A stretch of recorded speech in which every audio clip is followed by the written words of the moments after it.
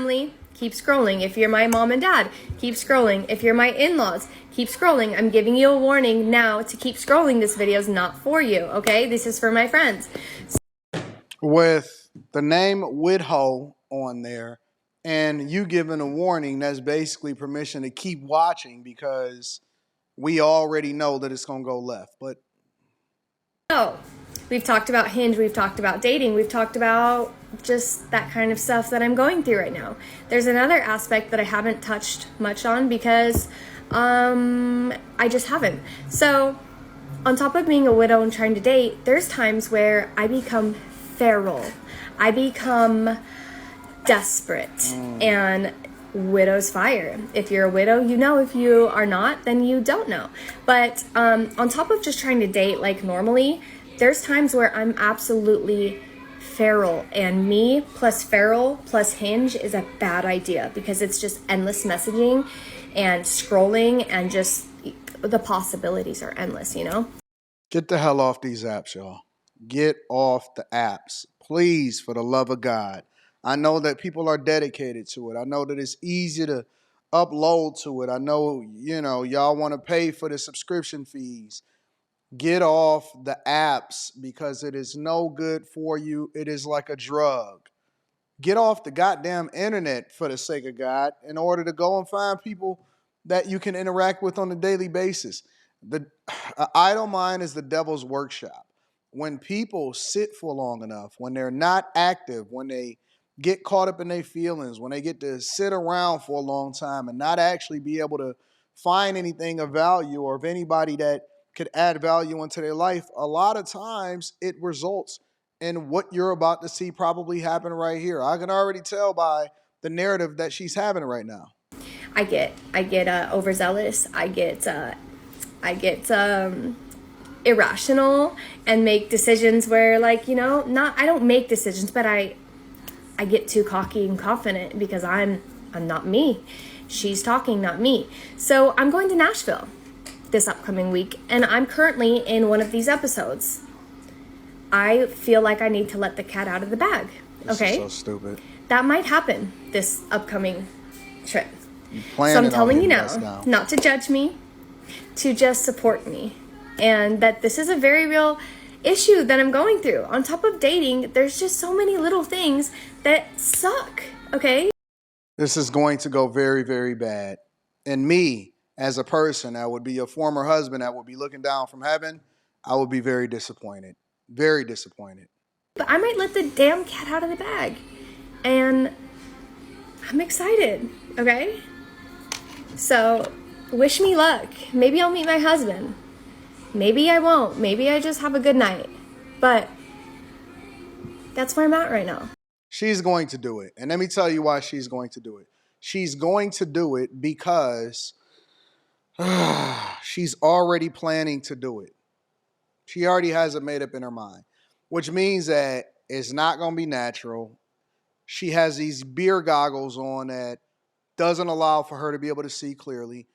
And imagine it from this lens, guys. Imagine that you are the former husband. And I know that, hey, he's gone. It doesn't even really matter anymore. No, it does matter. And it matters because you'd like to think that the person that you put your life into, that you spent your life with, that probably got the life insurance money when you passed away, that is of value to you and all of that. You like to think that that person was a good person, that they was different, that they wasn't just for the streets or not for the streets just because they were with you. You'd like to think that they do the right thing and not embarrass you and embarrass your legacy. And I say that because I've seen so many women. And when I say a lot of them, I've seen a lot of women. I've done a lot of coaching. I've had women that I've seen in real life. I'm not going to get that deep into how the relationship was, but I've seen a lot of women play their cards completely differently, and they're a completely different person once their husband passed away. I've seen widows take the life insurance money, take the money that he wound up having stacked away, his investments or whatever, and then they get with a certain type of guy that wasn't even remotely close to the stature of the man that they was with, and that guy get to bust it down for a real one. But that wasn't even really the part that was stupid. I seen women get dudes' teeth fixed. I've seen dudes degrade themselves and let dudes that ain't have nothing, homosexuals, older homosexuals, move into their house. And it just broke my heart because our perception of that person was completely different because all we've known now, keep in mind, I'm 43 years old. Some of the people that I've seen do this, they're significantly older than me. And so our perception of them versus what they did after the husband was gone was completely different. And I just can't imagine, like, if I look at this woman just from optics, right?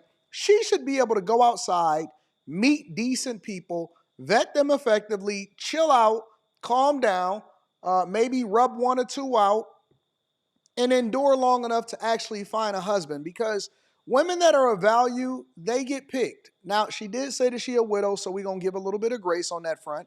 However, again, our perception, and I guess, I'm sure that there's going to be some people in the chat that's like, oh, it doesn't matter what your perception is. They can do what they want to do, especially women, because women be on sister code a lot of times.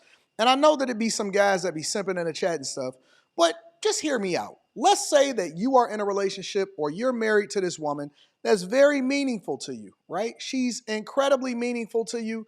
She is somebody that you really value. You love her. You dope. She dope, whatever. And you have these high expectations for her because she's your wife and she's a reflection of you. If she just completely falls apart, if you wasn't in the picture, does that mean that she was always for the streets, or does it mean that she just different because you're not around? I also say a lot of times that it's important to know that I don't think some of these women are as good or as smart without their husbands. You know how we say sometimes the most pretty women are the ones that keep their mouths closed? Like, it's better to let people think something and not prove them wrong versus open a mouth or open your mouth and then, substantiate whatever their argument is. My point is I don't like to see people fall, and if she say that she's a widow, I'm giving her the benefit of the doubt to say that maybe she is a phenomenal person. Maybe she was a good person and life was good. And I always like to see families together. And I'm assuming that she don't really have no kids. You know what? Forget it. Do whatever y'all want to do. I'm not going to deep dive into it too hard. I'm just telling you that I like to try to look at it from different lenses. Scratching that itch, it might not be worth it. It may be a permanent itch that come along with it. There are a lot of STIs and STDs. There's a lot of people that's doing some crazy stuff out here. And I always want people to do the right thing that's going to be best for them. I always fear that, you making a short-term clouded judgment decision. I'm planning on doing this bad thing can result in a long-term headache. And the more bodies that you start to pile up, the more disconnected you come from reality. And then you preparing yourself for whoever your future husband may be. It's like let's just keep good girls. And I'm not saying that she's a good girl, but if she's saying that she's been holding out for this long, then maybe she has some value. No, Anton, I'm naive. I'm trying to hype myself up to give people the benefit of the doubt when they may not necessarily deserve it. All right, fair enough. Well, I always like to link back to the content creator. So I do that regardless of whether I agree with him or not, and it's the right thing to do. And make sure you tap into the Patreon. Link is in the description as well as pinned to the top of the chat. Teach Henley, 40% off your first order plus 20% off for life. I love you. I appreciate you. Do you think that she should just go ahead and bust it down for a real one, or that she should reserve herself for her future husband? Let me know in the chat. I love you. I appreciate you. And also, let me just say this. The fact that she's talking publicly about it could be that she's trying to invite that negative type of energy. It's going to happen either way. I don't know.